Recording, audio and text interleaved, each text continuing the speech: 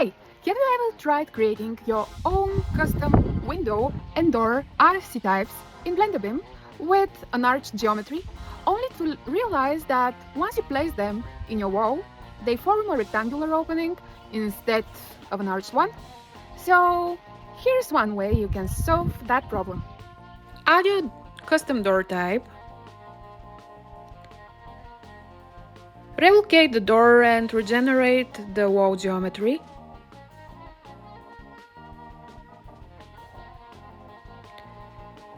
Switch to edit mode and dissolve the faces.